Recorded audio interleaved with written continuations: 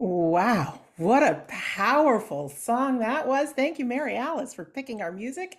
And Shirley Ann for today. I was having a little dance party right here in my seat. How can you not help it? That's a new song to me, but powerful.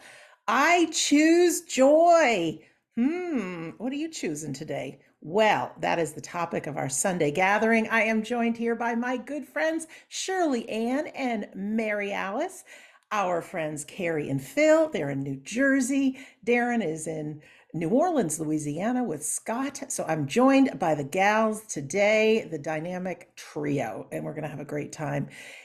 Yeah, the conversation is, do we wait for life to happen or do we make things happen? I'm sure each and every one of us have had some down days. And while it's nice to have people brighten our days, sometimes we have to be the light and we can self-generate it. So we'll be talking about that today.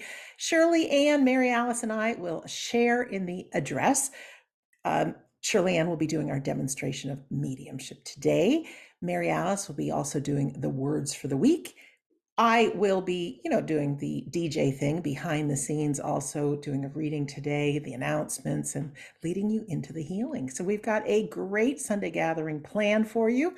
And a half hour after the Sunday gathering ends, of course, we'll be together with Dr. Craig Hogan, and he'll be talking about evidence of the afterlife in our new upcoming film. So I'll share more about that as time goes on.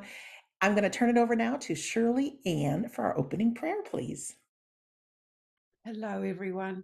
And if we can just join together in that fabulous spirit of choosing joy, loving divine spirit, as we come together and hold hands from all over the world, bringing our community together in that spirit of joy and love.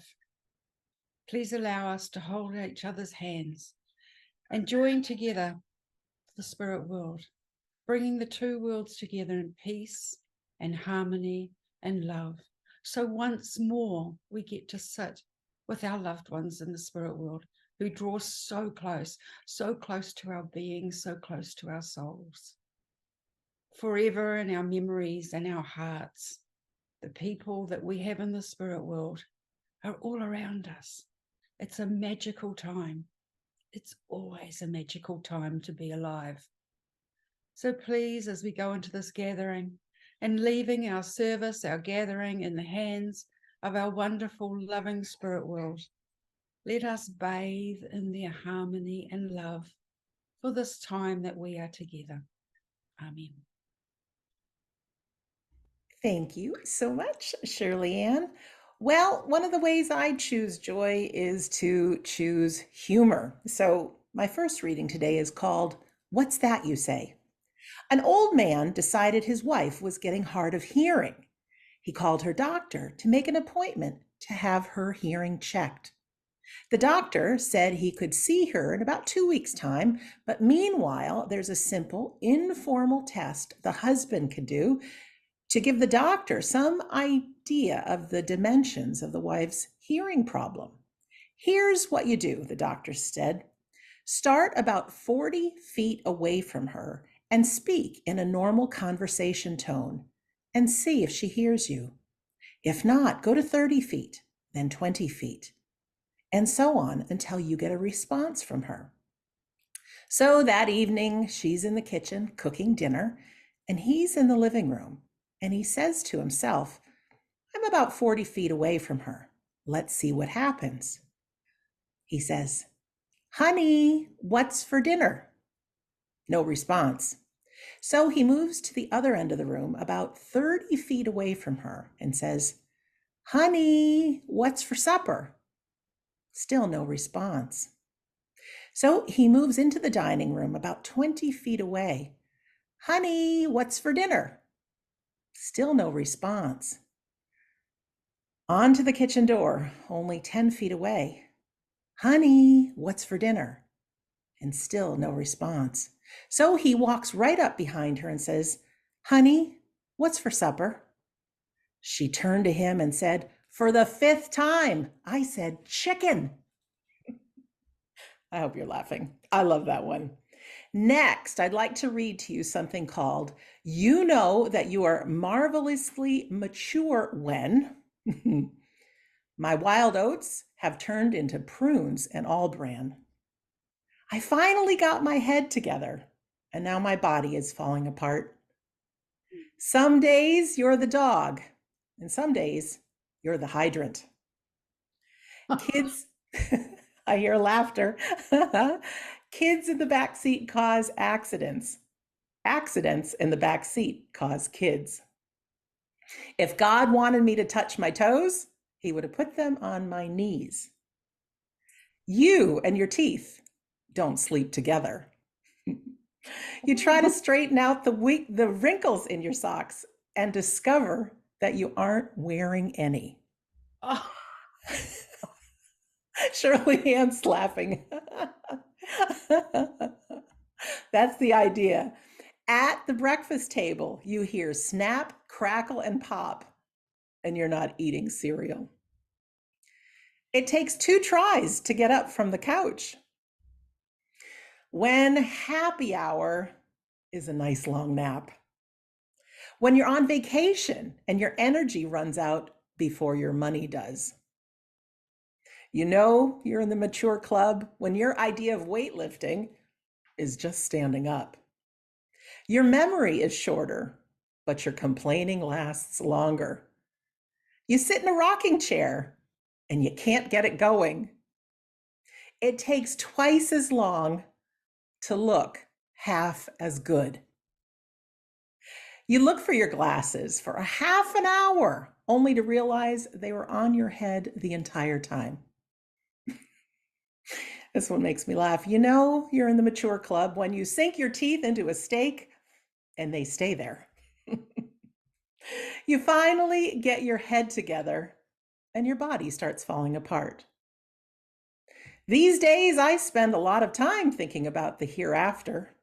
I go somewhere to get something, and then I'm wondering, what am I here after? And last, you know you're in the mature club when getting lucky means you found your car in the parking lot. Okay, friends, I hope that brought a smile to your face. And as you can see, there are ways we can choose joy. Life can definitely bring us lemons, but we can make lemonade or perhaps a margarita. We're going to go into our healing now. And I ask everyone with that hopefully good feeling from a little laughter that we direct it to where it's needed in the world. So, as our healing song begins, if you want to just take a moment to think of people or places that need healing or might even be pets. We know we have some beloved ill pets these days, but imagine this feeling of joy. Imagine people being healthy, whole, and complete. Don't imagine them sick. Imagine them well. We have no idea of how our energy is used by the unseen world, directed to where it needs to be. But we've been told many, many times it's our good feelings, it's our grateful feelings, it's our feelings of laughter, our feelings of love, the joy that really has the biggest influence. So I'm going to play a healing song and then we'll be back first with Shirley Ann, then Mary Alice, and then myself for our address. hello, everyone, and it's so nice to be with you on the gathering. We're so lucky to have this community being all brought together every week. It's not every other week, it's not every month, it's every week. We're quite spoiled. But with this amazing theme we have, I choose joy. Wow. Just let that tickle your mind for a moment. Just go in and feel those words. Feel those 3 words. And then I just want you to take note of the power and the upliftment that those 3 words have just given you in those very few seconds. You know, joy is an emotion.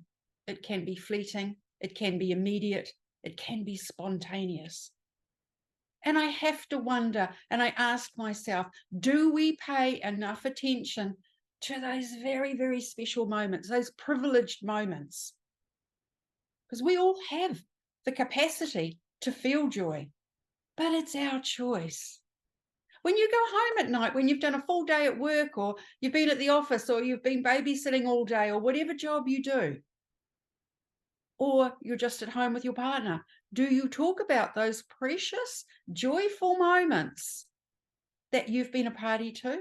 Or do we focus on those little niggles that have upset us during the day, that have got us a little bit stressed out? I know which ones I do.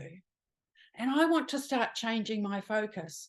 Because if I start to recall, think about those precious moments that I've had during the day, I get a double hit of those wonderful, precious moments. And I sometimes think if we get all those little precious moments and we start sewing them together like our life quilt, and we wrap that quilt around us, suddenly those little moments of joy turn into large moments of happiness. And that's a mindset, that's a lifestyle, that's a being. So all these very, very special moments all linked together change your focus into a more positive state of mind. And it changes the way you look at things, the way you react to people. Suddenly you seem to have more empathy to people's needs and wants. But along with us receiving joy, we also should share. And particularly at this time of the year coming up, we know there are many people in this community that will not have that table setting that they normally have. And we will be looking at each other for that quiet support. And when you give that quiet support, that brings your heart joy because you are helping someone you love. You know, joy will help you in your life to make positive choices, to be able to gain positive results. I was listening to a talk about 3 weeks ago about joy, and there was this lovely young lady on this podcast that used the word joy soldier.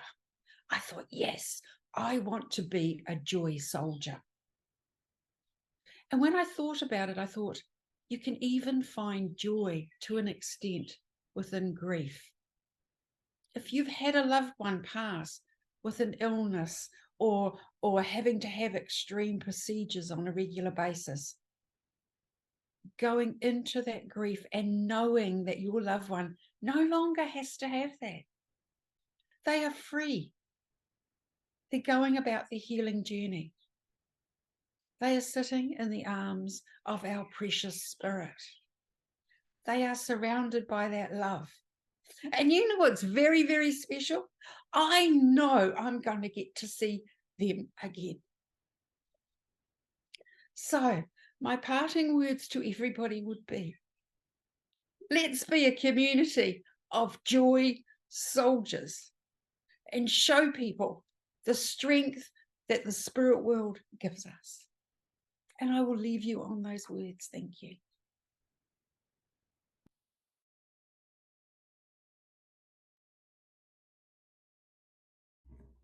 Mary Alice, I just accidentally muted you. So sorry. That's fine. That's fine. First of all, I am so, and I'm not exaggerating, joyful to be here and part of the gathering. And I always look forward to it every Sunday. It has brought me a lot of joy. And I just want to share that, interestingly enough, when it was decided that choosing joy would be the theme, I had a couple of very difficult days after that, and kind of down, and just things that were happening around me and to people I love and whatnot. But I thought, okay, this is where the rubber meets the road. Now, I'm not saying when we're in the throes of grief or upset or something, suddenly fireworks and happiness and balloons, that I'm not saying that. But just the thought of knowing that joy lives within us all the time, because that's part of who spirit is. And we have access to it. And sometimes when we don't, sometimes when we're just feeling that low and miserable or whatever, and grief or sadness or disappointment, which is very human responses to our circumstances. Joy still is there. And sometimes joy finds us,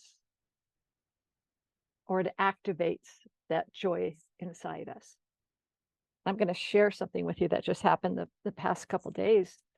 Uh, my grandson, I'm staying with my daughter and son-in-law, my grandson, who's 8 years old and has all the energy to light up Las Vegas, I'm telling you. Uh, he's very creative, and I love him dearly.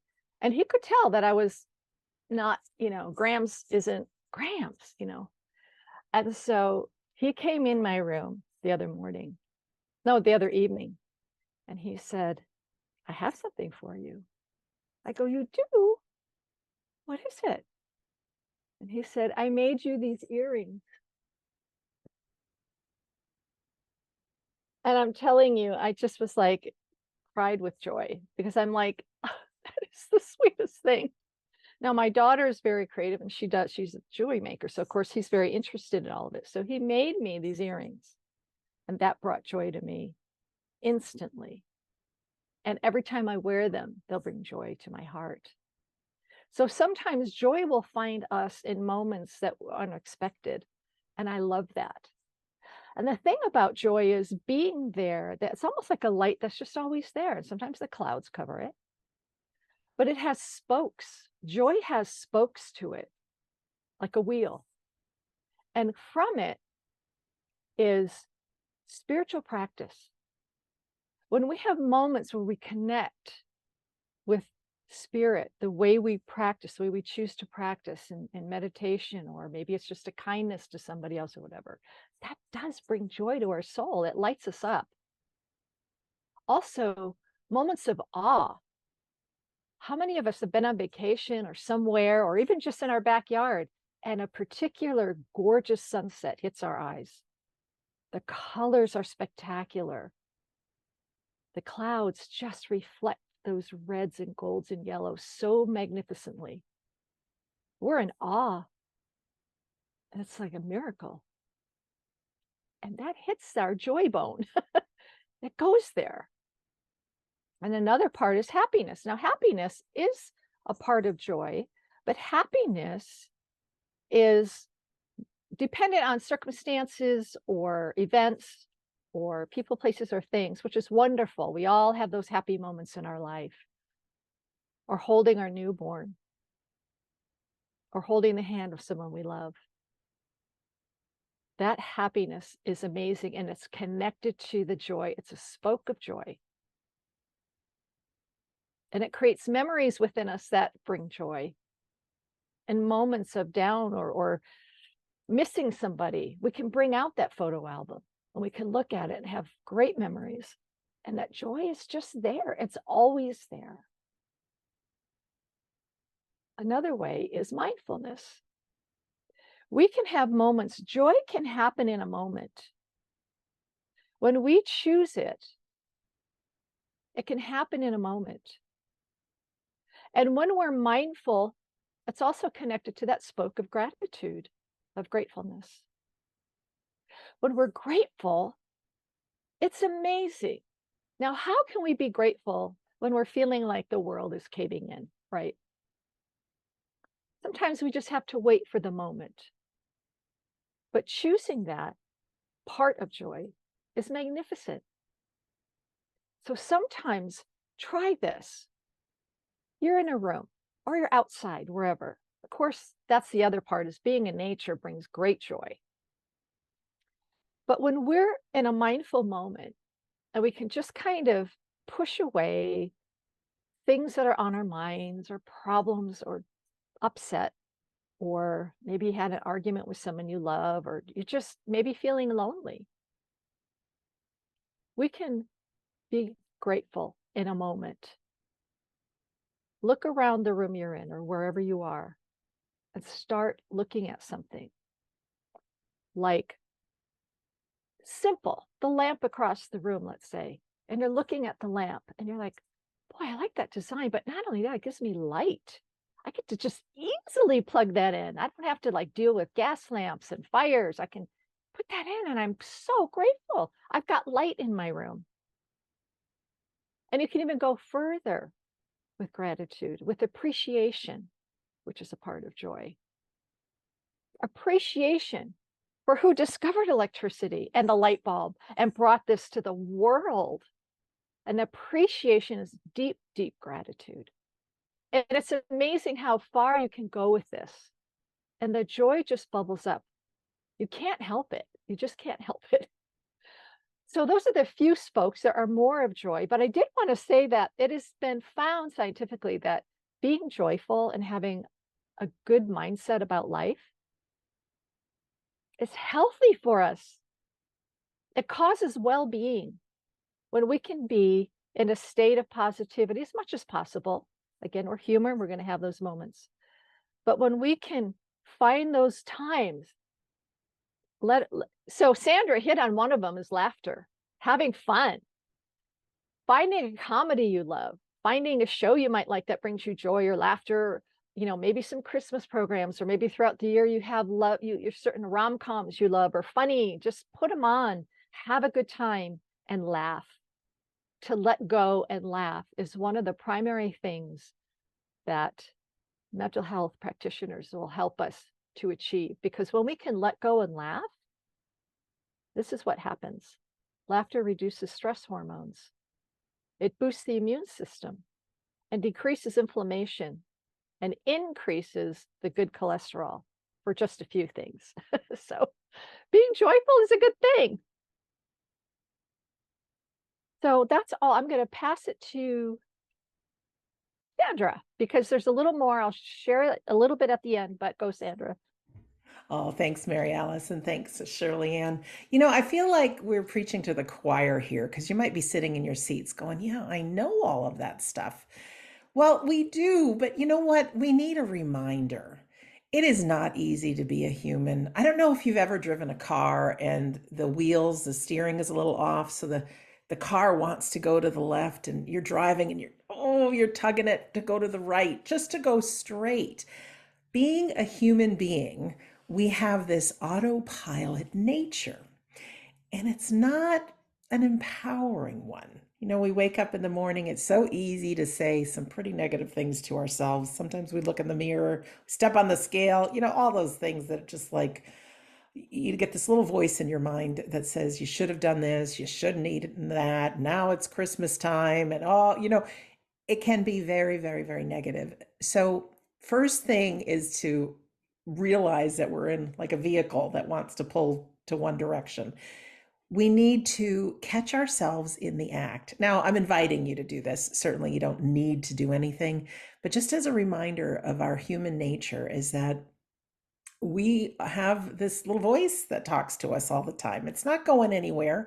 It likes to remind us of what we haven't done, what we should do differently, makes us feel guilty about the past or worry about the future. That's just part of being human. However, we can catch ourselves in the act and redirect it. I was having a conversation with my mom about this yesterday. There's certain things from our past, things that it's hard to let go of. Once she gave me some really pretty jewelry and I took it on a trip with me, and I had forgotten that I put it in my checked luggage. And when I got to my destination, didn't realize it at the time, but that little compartment in my suitcase was empty and it was stolen. Now, I don't know if it was airlines or in a hotel. I really don't know. But that guilt, gosh, it kept its grip on me for a long, long time. Even just before my dad passed away, Dad was deaf in his right ear. And his best friend was on the phone with me. And he says, can you hold the phone to your dad's ear? I want to just say one last thing to my very best friend. And yep, you guessed it. I held it to the deaf ear. I felt guilt over that for a long, long time.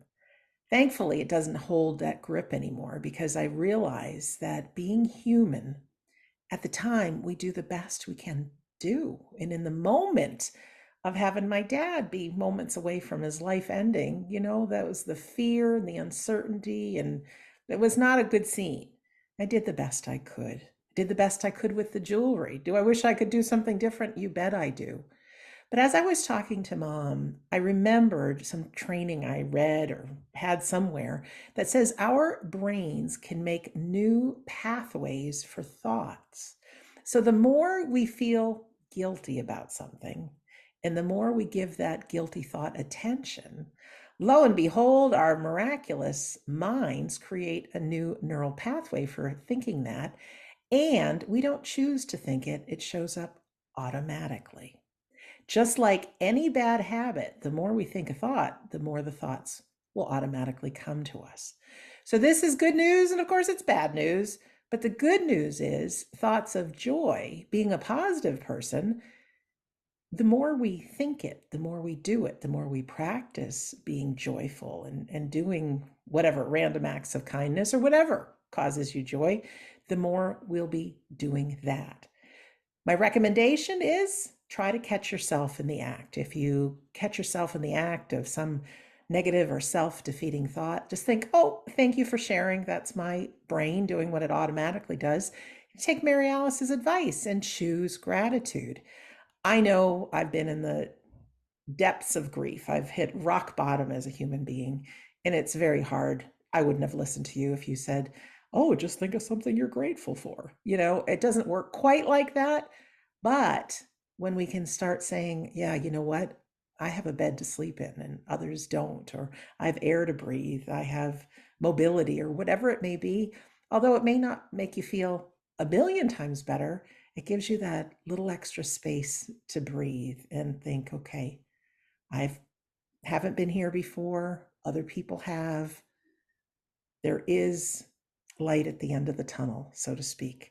You can start remembering some of the things we say in our Sunday gatherings, attend a medium demonstration, things that remind you that there's a bigger picture to your life.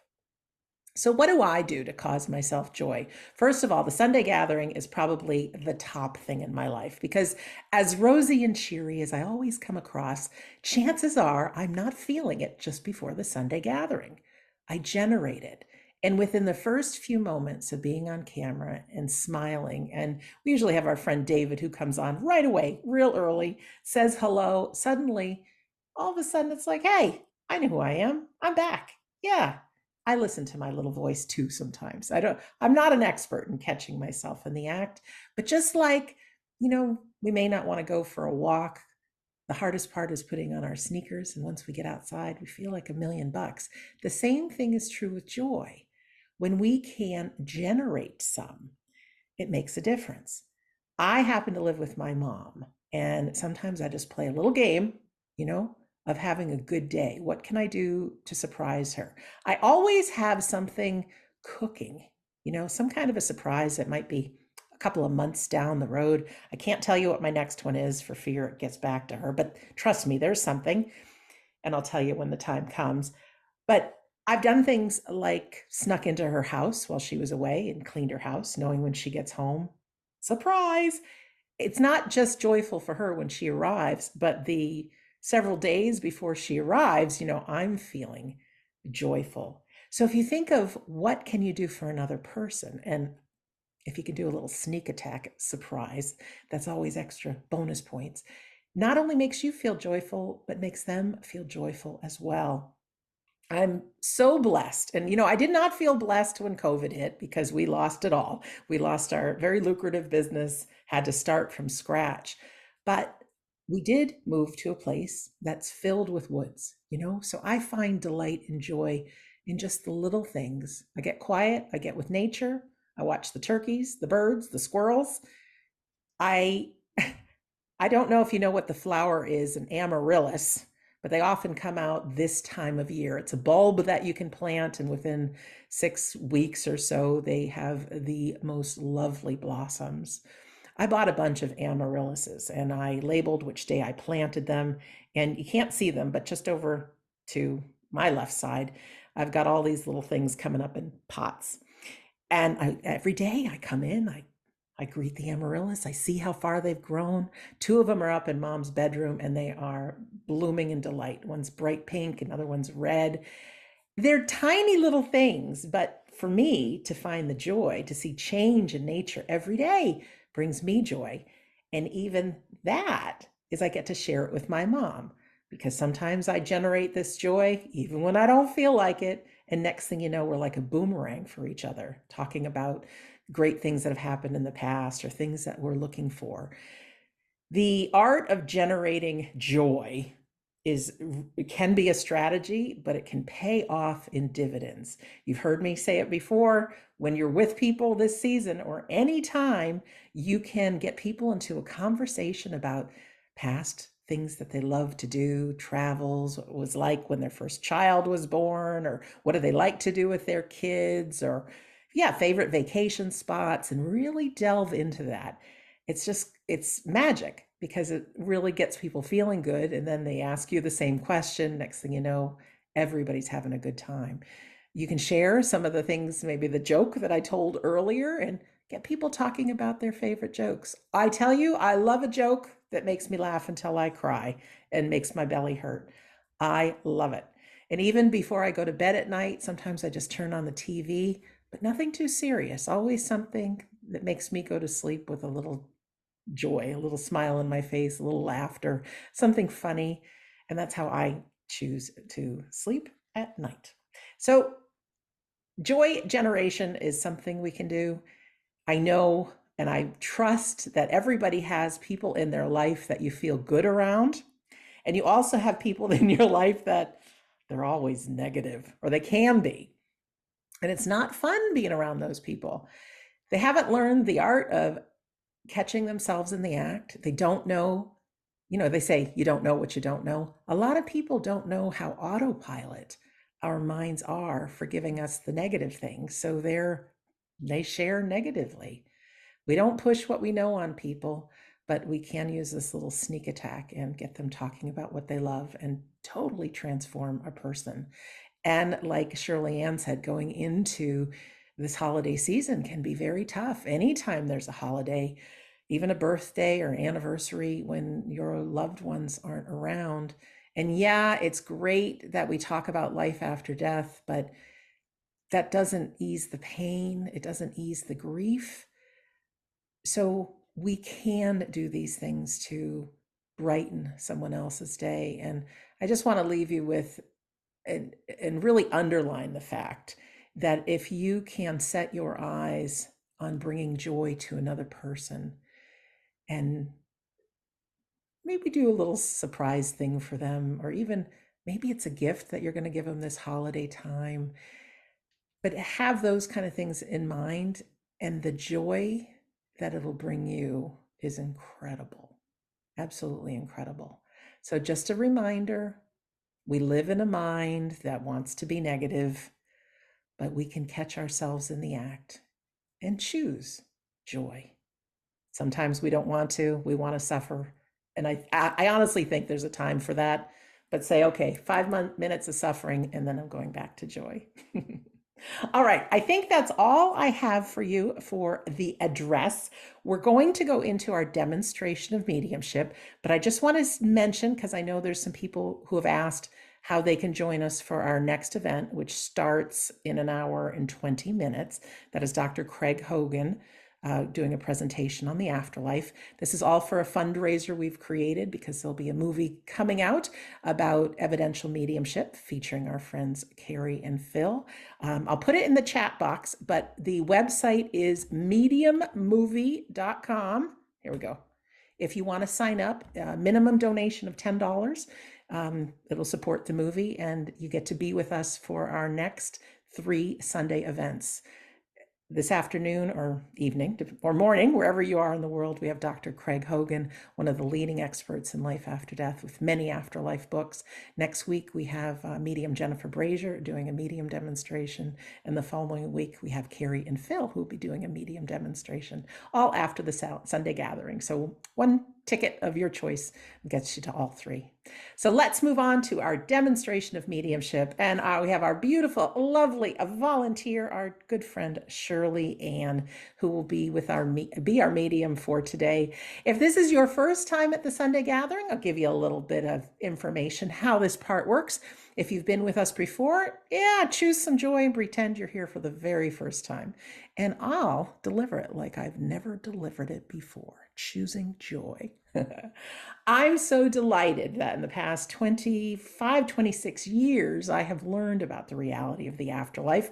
And one of the biggest ways I know it's real is with a good evidential medium reading. So every week on our Sunday gatherings, and now we've been going almost 4 years on our Sunday gatherings, we have a medium or two that bring through the love from the spirit world. Just as Shirley Ann, Mary Alice, and myself are the representatives of all you guys and girls in our Zoom community all over the world here, we will have a handful of spirit people say hello and work with some of the members of our audience today. But they are working on behalf of all of our loved ones in the spirit world. So please, if your loved one doesn't come through, I want you to listen in like it is your loved one. Listen in to how close they are, how they can witness things that are happening in our life. And very often there's a message. And I like to reel in a little of that information for myself because I find that they're very strategic on how they create joy and how we can all use some of the advice that is coming through. Shirley Ann has been a medium for a long time, and she'll invite those spirit friends to work with her. We can't put any demands on them. Just like Shirley Ann, Mary Alice, and I had a couple of weeks to plan what we're going to do today, they have a plan of who's coming through. How they choose, I do not know, but they know exactly who's in our community right now, who's watching or listening on Zoom. You might be out for a walk, you might be multitasking. The spirit world knows you're there. Someone will present themselves to Shirley Ann. They'll use her thoughts, her feelings, her memories, might even be her sense of smell and taste and hearing. And you'll hear her describe the person that's connected with her. She'll do her best to describe that person. If you understand the person that she's talking about, like it's a friend, a relative, or it could be somebody a little distant that no longer walks this earth. If when she describes this person, you can understand that as your person, we want you to press your raise hand button. Now, this is always a good time for a little finger calorie burn. If you want to find that raise hand button and press it, see how it works, do it, do it, do it, do it. And then it should say lower hand, so you can press it one more time and your hand will go down. We do ask that you're able to understand 100% of the information before you press your raise hand button, because we always have over 100 people, sometimes 200 people on our Sunday gathering, and we want to make sure we get to the right person first. If a hand doesn't go up, Shirley Ann will continue on until we find our recipient. If you have an opportunity to work with one of the mediums, I will press a button on my side and you'll get a little pop-up on your screen asking you to unmute yourself. Now you can't see the unmute button now. I have to press something on my side. If you work with any one of our mediums or any medium in the future, what's so important is you let them do the work. Let them prove to you that they're talking to your person, your loved one, perhaps. And we do need from you is your voice, a yes, no, or I don't know. If something Shirley Ann says doesn't fit, you can simply say no. You don't understand that. No means new opportunity. So she can look in and share what the person is trying to speak through her. So just yes, no, and I don't know. It's as simple as that. Our loved ones are real. I've gotten so many validations in so many different ways. And like I said, Craig will be doing a presentation about the different reasons to believe in the afterlife after the Sunday gathering. But I know that there's a group of people in the spirit world who are excited to talk to their loved ones again through Shirley Ann. What we always like to do is play a feel-good piece of music. And the gals picked one of my favorites, Hakuna Matata. If you know it, sing along if you'd like to. It's the original Disney version from the movie, and it always makes me feel good. So think of your loved ones while the song's playing. Imagine them all packed in your room, looking over your shoulder, because they probably are. and just feel that love, feel that joy, create it, think joyful memories when you're together. And we will be back with Shirley Ann. So here is Hakuna Matata, a wonderful phrase. Shirley Ann, Hakuna Matata, my friend. Oh, thank you, ladies. That was wonderful. And leaving us on that wonderful sunset was just perfect. So, ladies and gentlemen, as I move my mind to the spirit world, I feel as though I have a gentleman with me, and I feel as though it's Dad. Now, I know this gentleman spent the latter part of his life in a aged care facility, and I know he had to be moved to the medical side of the aged care facility. And I do know that you were quite actively involved. The sitter I'm looking for would have been actively involved in going to see Dad, helping with his care, those sorts of things, seeing him regularly.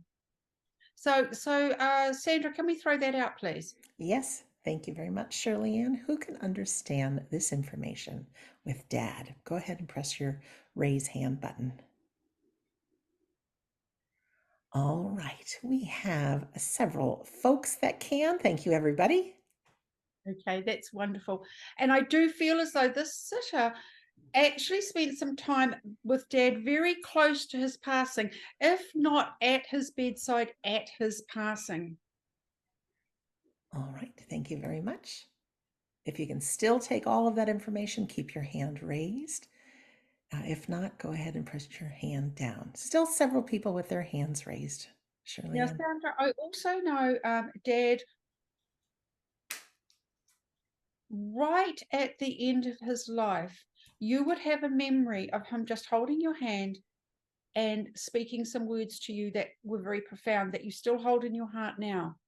You were the only person present when this gentleman and yourself had this conversation, when your dad and yourself had this conversation. Thank you very much. We've got a few hands that went down. Right. Now, I do know that Dad had a number of medical issues, and I feel as though there was a situation within the rest home where he was involved in a little bit of an accident. Thank you very much. All right, friends. We have Down three to three. hands raised. Now, with this accident, I know that you stepped in, not during the accident, but after the accident, to work out what had happened, what went on, and you were actually quite fearful about the facility that he was in. Thank you very much. Okay. Gary, Melanie, and Linda, I'm just saying your names so you can take all of that information. Okay, we've had some hands go down. And we have Okay, thank you, Gary Gary. with us. Gary, if you could press your unmute button, please. And I know, Melanie, you just raised your hand as well. So hello, Gary. Hi. Hello, Gary, I hate to bring this issue up, but when Dad had the accident, and I feel it was a fall in the rest home, this poor gentleman had severe bruising. Yes, yeah. Yes, you would understand that. And I feel as though you stepped in on this to try and sort it out. But because I feel like the normal staff member that would have looked after Dad wasn't there when this happened. Yes, yeah, that's right. And I feel as though Dad was in quite a state. He couldn't voice his concern. He couldn't, he was so frail by this point. Actually, I feel like he broke a bone as well. I don't remember him breaking a bone, but he was he was shaken, as I say, badly bruised. Yes, quite a bit, because it's almost like you walked in the room and he just wanted to cling to you. Yes, Shirley, it was, what did happen was quite traumatic. Okay, thank you. Because I do feel as though there were certain staff members after that that were reprimanded. You would understand that. And Yeah. I even feel within that rest home, there had even been things go missing of particular patients. Like there was things yeah, happening in that rest home that were undesirable. yeah, that's quite right. The warden that was in charge. She was stealing from the residents. Yes. And I feel she was actually quite a bully to some of them. And I feel as though your dad fell under that category. Yes, Dad. yeah, And I do feel as though there was a situation that you came to see your dad, and it's almost like he hadn't been changed. He hadn't been seen to properly. yeah, that'd be true. And can I say, Gary, because of situation, because of finance, because of how your dad was, there really wasn't the option to move him anywhere else. No, yeah, it's true, Shirley. Okay, you know, your dad is just looking at me, and I have to say, I feel as though he had the softest blue eyes. Can you recognize that? Yeah, I'm colorblind, Shirley. To be honest, Oh, okay. Would you recognize the softness in his eyes? Because his eyes would speak for him. Like, you know, when he's looking at me, I can see the gratitude in his eyes to pass on to you. I can see the deep love he had because I know he was quite involved in your childhood. yeah, yeah. My dad was. He was a what you would call a gentle soul. Yeah. And he was there at some of the milestones in your life. Like, I know you got in trouble growing up, and I feel as though Dad would have just sat back and gone, okay, we can deal with this. He was that sort of person. Yeah, he was. Yeah, he was able to sort things out. Shirley, spot But on. But Gary, I also know that Dad had a sense of humor because I feel as though he, in some of the situations that some of the things you did, all he wanted to wanted to do was turn around and burst out laughing because some of the situations that you look back on now, you would recognize as being quite silly. Yeah, yeah, But Dad always had your back. You knew growing up and into your adulthood, you knew that Dad was someone you could count on. oh, but yeah, 110%, Shirley. Absolutely. He Just was, yeah, he was my hero, and he still is my hero.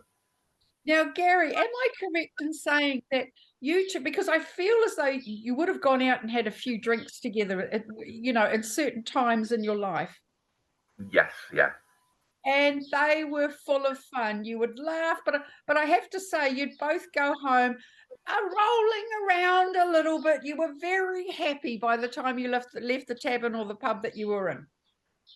yes, yeah. This is That's something you did together. It was a bonding, it was a dad and father thing. And you both enjoyed each other's company so much. yes, oh, definitely. I have to say, though, you would know when dad was angry with you because I actually feel there was a friend within your childhood. I want to say those teenage years that he did not approve of, that was not good for you. Can you recognize that?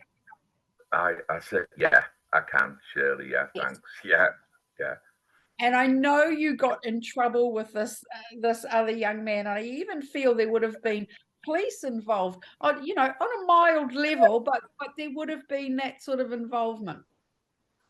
yeah. There was nothing too serious, thankfully. Exactly. And am I correct in saying Dad was actually the one that taught you how to drive? Um, no, not no. Okay. All righty. I'll leave that. But I feel that Dad was proud that, okay, Dad was proud that you finally got your license. Can you relate to that? Yes, yeah, I Yes, can. okay. Because he's got a big grin on his face now. Because Gary, am I correct in saying that you would drive the car without your license? Uh,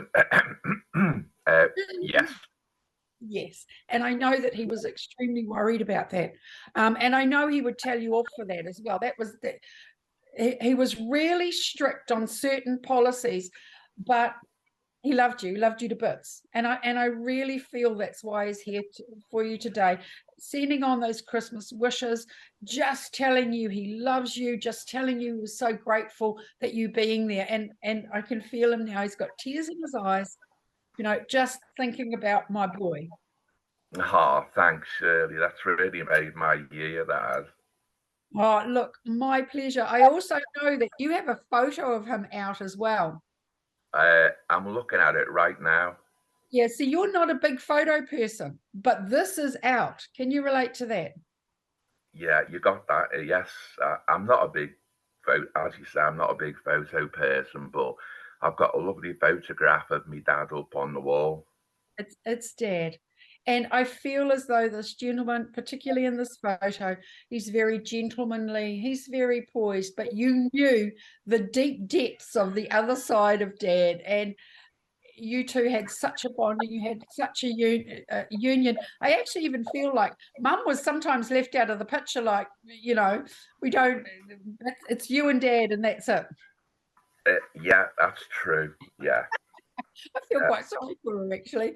But I'd just like you to leave you with Dad's love and his admiration, Gary. I feel as though he's sending through admiration. Can you understand that?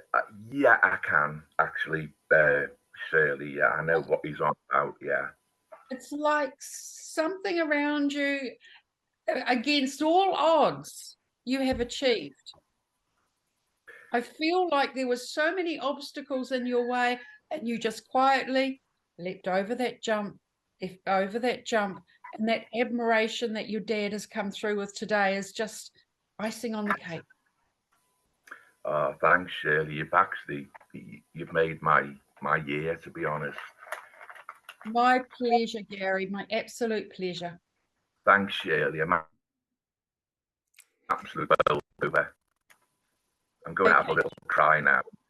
Oh, no, go out and have some joy. Be a joy soldier. I will do. I will. The happy Thank you, tears. Gary. Thanks, Shirley. Thanks, Sandra. Thank you, Gary. Thank you, Shirley Ann. And yes, tears of joy are allowed. Now, Sandra, if I move my mind once more, I actually feel like now I know you're in the racing industry, but I feel as though I have a young man with me, a man with me. I'll take the word young out because that is perception, but he would have driven racing cars.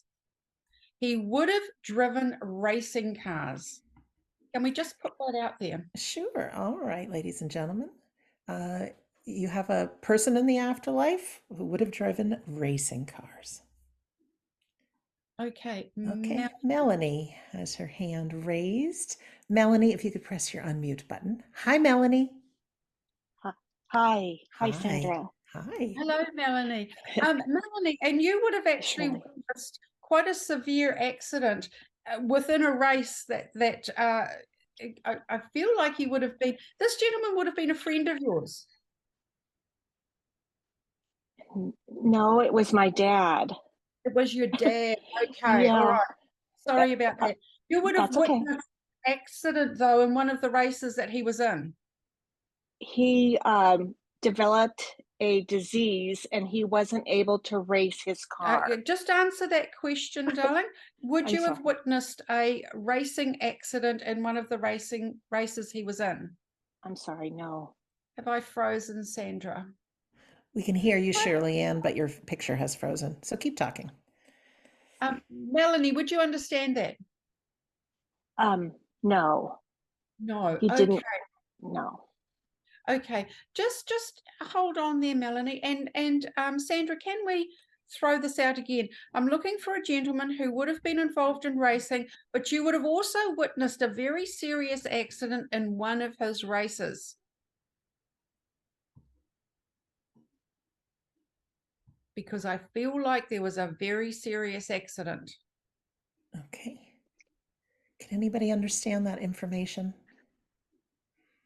I'm not saying that he was involved in the accident, but it would have been in one of his races. Okay. All righty. So, Melody, can you understand that? Sure, yes. Oh, yeah, sorry, darling. I didn't think you could understand that piece of information. And you would have witnessed this race where this accident happened. No, he did not crash. No, I disagree. Okay. But you would Yeah. have witnessed a very serious accident in one of the races he was in, not him crashing, though. I did not witness. You did not witness. No. All right. But you would have been told about this. I wasn't told. All righty. Sorry. All right. I feel this very serious accident.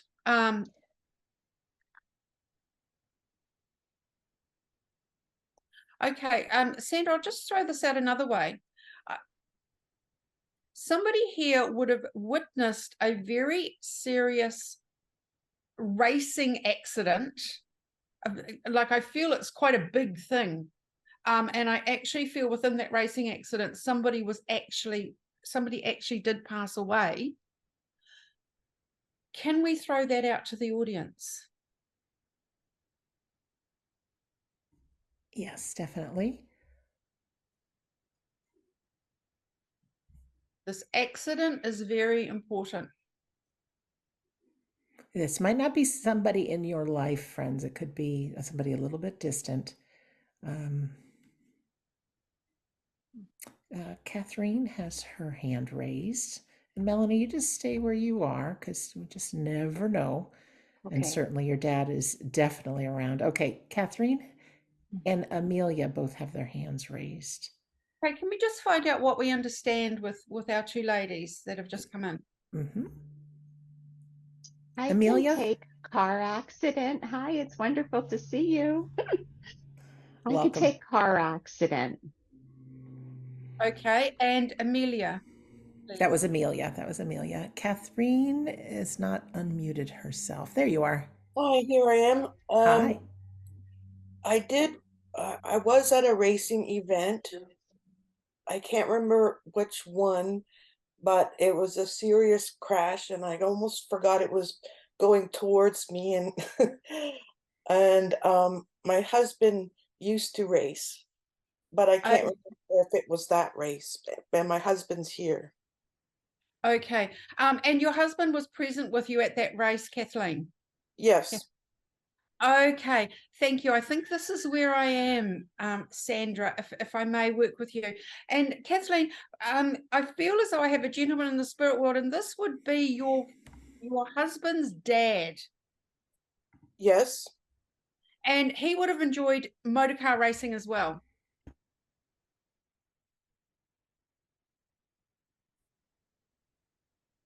Kathleen. Oh, different kind of racing. Okay, but he would have enjoyed sport. Yes. All right, and I know that your husband and his dad were very, very close. Um, All right, I will take that as a no. We'll take it as a no. Then Kathleen, you would understand with your husband, it was something he was always trying to do, was get close to his dad, be close to the family. It's that Yeah. approval thing. Yes, yes. Yes. And I feel as though when his father passed away, am I correct in saying that your husband couldn't be there or he wasn't there and he wanted to be?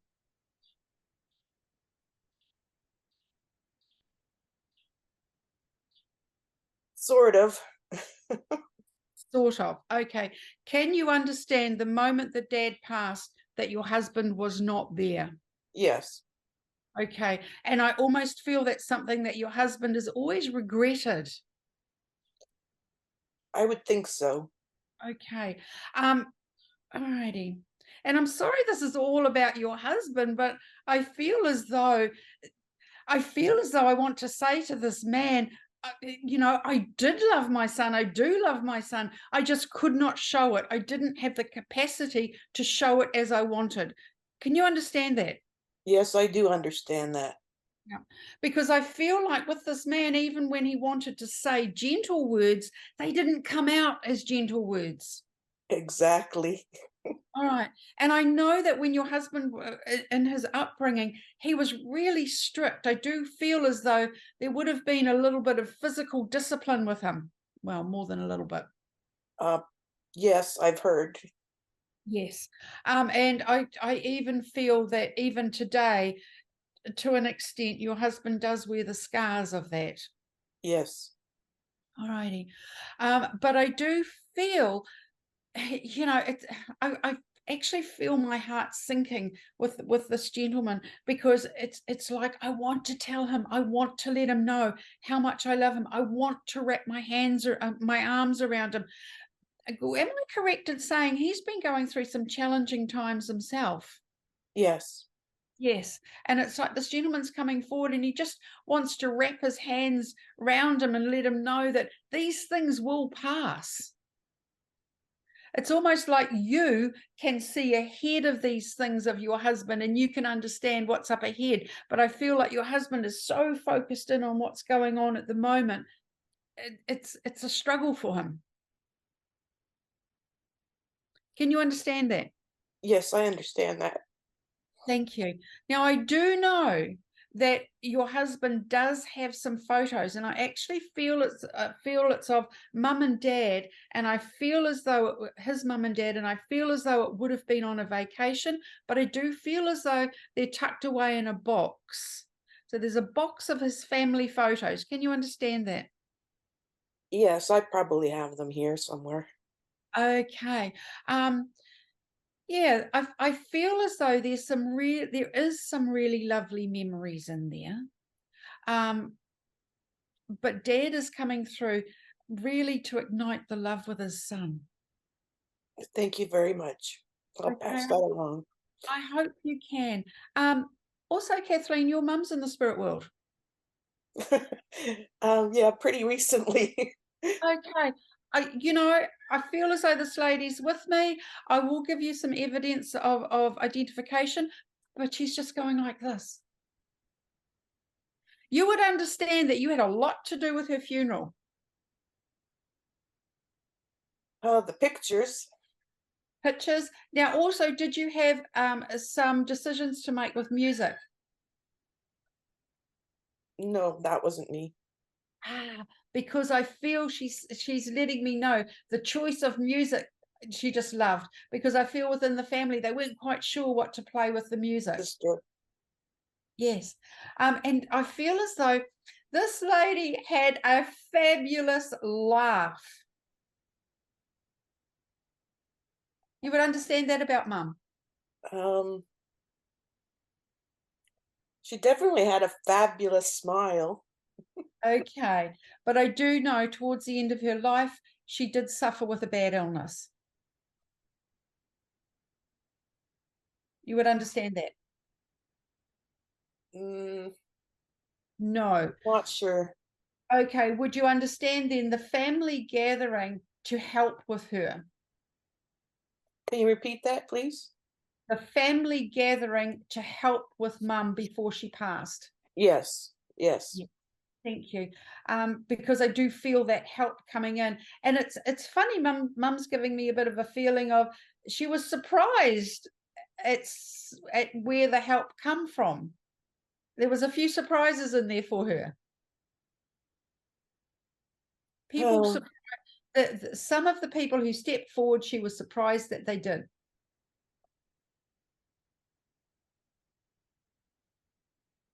Okay, I will take that as a no, but I do know that you stepped forward in a big way to help mum. Yes. Because I can feel you organizing things for her. You can understand that.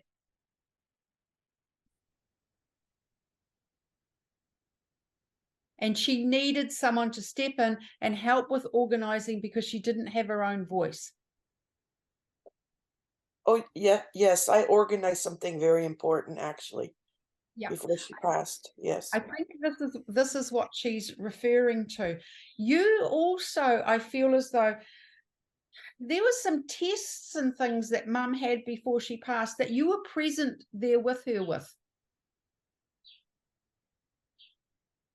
Can you understand that? Almost holding a hand. You were there for support.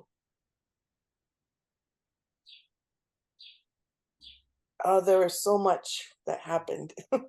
Okay, but you would understand the lengthy process, because I feel she was in hospital. I feel she was having tests, and as each test come back, they would work out the next step, and then another test, and they would work out the next step. Can you understand that? Yes, that was some time ago, yes. Thank you for that. Kathleen, I would just like to leave you with Mum's love and pride, because I feel a huge sense of gratitude, almost debt to you for what you've done. Thank you so much. And I know during the process when mum passed and the sorting out afterwards, you very much followed your heart in what was done after Mum passed. Sorry, I didn't hear the part past. You very much followed your heart with the sorting out after Mum passed. Oh, very much, yes. Yes.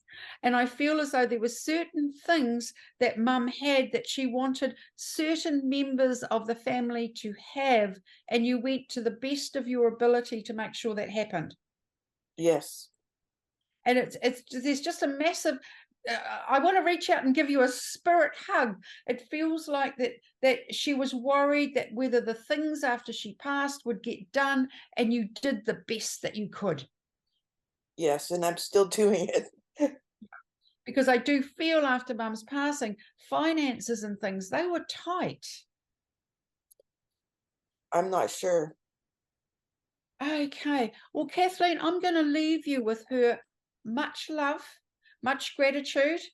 And gosh, have you got a birthday coming up in December? Nope. No, because I'm feeling happy birthday. Has there one just been? My In mother. Okay. It was Mum's in November. October. Okay. Thank you very much, Kathleen, for doing that. And just take lots of love and lots of kisses from Mum. Thank you very much. Okay. Thank you. Thank you so much. Thank you both. All righty, Sandra. Now, it's been a funny morning because I actually feel as though I have a fireman here. Fireman, okay. Every gal loves a fireman. So can we just ask the audience if anybody here has a fireman in the spirit world? Sure we can. All right. If you have a fireman in the spirit world, raise your hand. And we have three friends with their hands raised. Yes. Now, I know he's giving me the impression, or well, he was very, very active. He was very enthusiastic in his job, and he did it well. He wasn't one to sit in the office. He was out on the engines. He was doing all the stuff. All right, we still have three. Everybody's got their hands raised. Yes. Okay. And I feel as though this gentleman would have told you stories of what he did during the day when he was out doing his fireman stuff. All right. Thank you. People. Yep. And I know that the person I'm looking for, I do feel like the person I'm looking for is a lady. And I feel as though, I'm not absolutely sure on that, but I do feel as though the person I'm looking for has been to the station that he was working out of. Thank you. I'm just going to say your names in case your hands are accidentally up. We have Doug, Jane, and Janelle. You can take all this information and you have physically been to the station that he was working at. Hands remain raised. You would know that this gentleman had, because I feel like I had to have training to be able to drive the truck. I had to pass certain exams to be able to drive that truck.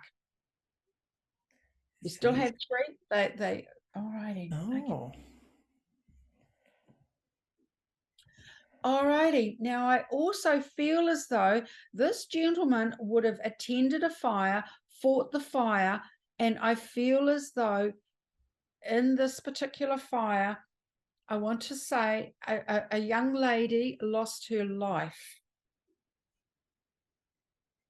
All right. I'm going to, well, no, well, I need to use my words and my brain together. We do have one person with their hands raised, and that's Janelle. Janelle, if you can press your unmute button, please. Hi, Janelle. Hi. Oh, Hi. I don't think anyone lost their life. I don't remember that anyway, but everything else was true. Would you understand then that there was a young lady, I'll even go smaller, into a girl that was, because I feel as though he carried her out. He took care of her. She may not have passed. Would you understand that? It could be, yes. Okay. And I know this man, he was really popular at the station. Yes. And I also feel that in the community, because he was one, he just had such a gentle nature and a generosity. He would help anybody. That's true. And I do feel that that part of his personality did actually get him into trouble sometimes. It could, yes. Okay. And I also feel where the station was, it was an area, because I feel as though there would have been, homeless people and disadvantaged people. I feel as though that would have been in that area as well. Part of a few of the stations were. Okay. I also feel with this station, you would have heard that there was a burglary in it. That could be, yes. Because I feel as though someone had actually got through the ceiling and disrupted. Well, I feel as though equipment was taken. I don't remember that. Okay. All righty. But I know this was a young man that when he went out on the fire engine, he laid everything down for the people he looked after. Yes. And gosh, am I correct in saying that he actually passed with heart? Not completely. Not completely. There was something else too. Okay. Well, I will leave it with the heart. That's, well, I won't say that's fine, but thank you for acknowledging that. And I do know that this man he's sadly missed by you. I feel as though it was a fairly close family member, actually. It was my husband. Okay. Alrighty. Because I do feel his passing was, I do feel it was a little bit out of the blue. It was left field. Not completely. Not completely. If it wasn't left field, then that you would know that this was a fairly active, fit gentleman up until the time he got unwell. Until the Yes. time he became unwell. So that's where I'm feeling out of left field, because I do feel a fitness with this gentleman, and I feel as though he would have been quite conscious about his eating habits, etc. Yes. But I want to just say to you, I feel as though he was a gentleman that would also bring home flowers. Yes. He was very loving and caring like that. And I feel with him, if you were trying to tackle something, he was the type of man to just swoop in, take it out of your hands and have it sorted for you. Exactly. And I also feel when this gentleman passed, you'd be aware that he was very concerned about how you would cope. Exactly. But I don't really think he realized what a strong woman he actually married. I don't know. I hope. Oh, lovely. I feel as though you and your husband have tackled some quite large mountains in your married life. Yes. And you've come through it. Yes. And I feel as though whenever you come up towards a challenge, it's almost like you and he would grab each other's hands, look at each other, and here we go, and dive head first. That's right. And I also feel, Janelle, you have a son. Yes. And he has really, I feel like he's really stepped up for you. Can you understand that? Oh, yes, definitely. Yeah. And I feel that joy and pride in my heart from Dad. It's like, oh, yeah. I brought That's a right. man into the world that I'm proud of. He is. That's right. Because I feel with your husband too, and you would have recognized this around the discussions of having children. He didn't want to have children unless it was done well and done properly. That's right. But that was the tone he had right through his life. Things needed to be done properly. Little bit of a perfectionist, I must say. That's right. And I know with him, particularly at the station, everybody could rely on what he did was done well and done properly. It's almost like nobody had to double check him. That's right. And I always, sorry to go on, but he's just so interesting. Finances, he could really organize all the finances and look for the bills, etc. Oh, yes. Yes, Perfectly. yes. Do you know, I just want to leave you with your husband's love, your it's too hard to explain this passion that this gentleman has for you, and the admiration of your courage. I couldn't get the Oh, word, but your courage for stepping forward. oh, thank you so much. That Uh, means an awful lot. Janelle, am I also correct in saying there's plans of moving home or extending home? Is something changing within your home? No, I don't think so. I hope not. Okay. Have you just been through that, Janelle? No. All righty. Okay, well, I'll leave that piece of information with him, but I want to leave you his love. And, you know, I feel like sometimes you know he's holding your hand, and I want to say to you, he probably is. Yes, I think so. Thank you so much. I'll leave you with his love, Janelle. Thank you. Thank you so much. Thank you, Janelle. And Shirley Ann, thank you so much again for volunteering your time to be with us today. We love you. We appreciate you. And it's always so great to be with Mary Alice and yourself. Thank you. A few announcements I have for you, fine ladies and gentlemen. Again, at 37 minutes time, we have our presentation with Dr. Craig Hogan.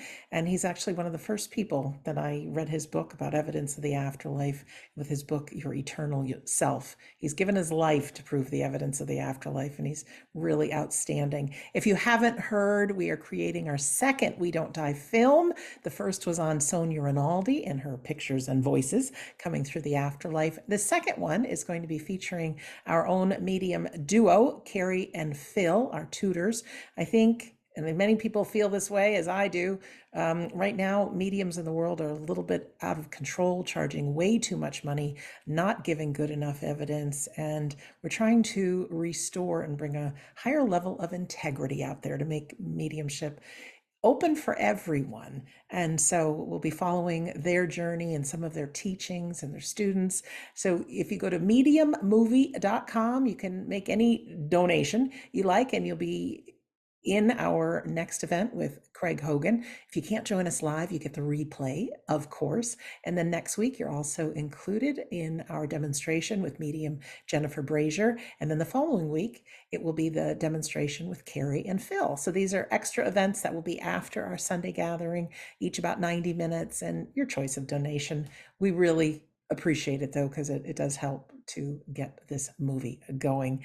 Also, things that are happening, our new classes are open for registration starting in January and February. You can join Carrie and Phil on medium classes. Sometimes, my friends, you don't need to be a medium. You don't need to go to a medium, but just by taking a class, you realize the power of your own soul. And when you're in a breakout room with someone else and you're able to give them information that you couldn't possibly know. And as Shirley Ann can attest to this, you actually feel sometimes like you are that deceased person. You have memories that don't belong to you. You have feelings, you have love for the person you're talking to. And it is amazing how the spirit world works through you. So it's another way to prove that life after death is real, just by having a class yourself. Also, they'll be doing a class called Color and the Soul, and you get an opportunity to learn what the different colors mean. You get to bring your crayons or colored pencils and do orographs and orograms for others. So that's happening in January. Something that is happening this week is our friend Scott Milligan. He will be doing a demonstration of trance mediumship. Will be another fundraiser. It's that time of year, but every year we do like to raise funds for our favorite hospice, which is a children's hospice in the UK that look after about 600 children, both in their care facilities and then also supporting people and their children in homes. They work 100% on donations, and it's tough. So it's Melza Children's Hospice. And on Friday, starting at same time we started today, we will do a demonstration of trance mediumship where you can ask your question to a friend in the unseen world. 100% satisfaction guaranteed, of course. And even if you can't join us live, you'll get the replay. Pretty extraordinary. What else can I tell you? Not too many big announcements. I want to make sure everybody gets a little break in before our next event. Our home base to find everything coming up is wedon'tdie.com, and you can just click on the store page. A shout out to those of you who have donated towards our Sunday gathering. Every little bit helps. We never ask, but we do appreciate it. So you can always find our upcoming links to our Sunday gatherings at either that store page at wedon'tdie.com, or there's a Sunday gathering page there too, where I post all the replays. So you can definitely create joy in your life by watching one of our replays. And if you wish to donate, you can find it on that page too. So what I'd like to do is send it over to Mary Alice for a few words for the week, and then over to Shirley Ann for our closing prayer. You just have to unmute yourself, Mary Alice, to add that joy. One moment, please. Got There it. she is. Sorry. No, you're human. This is what makes us love you. Okay. Well, I just want to remind everybody, first of all, magnificent mediumship. Thank you so much, Shirley Ann. I was really blessed by that and hearing it, it's just so joyful for me. And on the subject, I know that cultivating joy does improve our well-being. So I wanted to remind you of that. So this week, what can we do? Well, a good thing to do that's very healthy for all of us is to foster our relationships. And I love what Sandra does. Like she does something special for her mom once in a while and surprises her. Maybe this week, we could think of something special to do for somebody. And practice gratitude always. That's the best thing. Who are you grateful for in your life? Anything that comes to your mind, and spend time doing that this week. And it begins to be a little habit. It becomes a habit and it makes us happy. I can attest to that. And let go and laugh. Remember that. Watch a comedy, have fun, be with people that are uplifting. I have some friends who are hilarious and I love to be around them and they make me laugh. Here's a big one that's really important. Stay away from the news as much as possible, or even social media. It can really be a drain of time and emotions, and find another thing that brings joy into your life. If you love art or whatever, put your energy into something that makes you smile and bring out your own passions. And most of all, be in nature. We all know how much that makes us feel wonderful. So I just want to give you those tips, and I know I'm going to follow those too because I love them. And what a wonderful gathering this was. Thank you, Sandra. Let's come together just in that silence. Divine and loving Spirit, as our gathering draws to a close, let us take on at a depth, at a deep level, how to improve the joy in our life and how to improve the joy in others. Allow us to send this joy out as healing vibrations to people that we know who may need it, and even people we don't. Also, a big shout out to the animal kingdom and our environment. We know through joy we become more connected with ourselves and more connected with our environment.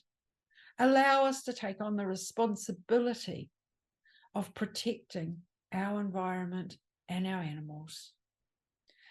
So, dear Spirit, as this gathering comes to an end, let's leave it with a heart full of love, a pocket full of joy, and a backpack full of happiness.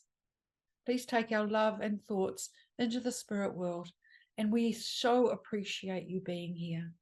Amen. Thank you so much, Shirley Ann, and thank you to Mary Alice. And I'm sure they can agree like I do.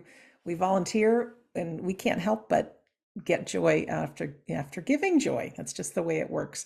Our closing video is not a song. It's a little clip from one of my most favorite movies, which is the holiday movie Elf. And how Will Ferrell's character feels so much joy. Just let it inspire you and just think, you know what? We can be this excited in life. If we look around, there are plenty of miracles and plenty of reasons to be excited.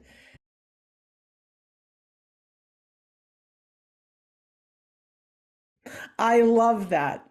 We can find that excitement. We can create it. All right, everyone. We'll see you soon, maybe in a half hour's time. Love you all. See you next Sunday. See you today. See you soon. Remember, everything's at we don't die.com. Bye, everyone.